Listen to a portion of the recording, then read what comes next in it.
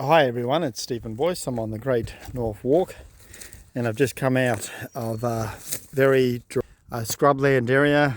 As you can see up there, it's more like the deep inland through there, and down there I'm about to go into the much wetter and cooler area. And the section of the walk that I'm on is between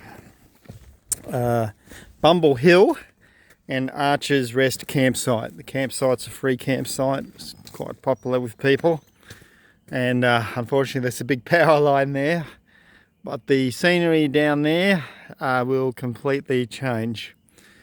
Anyhow, I'm going to make my way and see everybody on the next video. Okay, bye for now.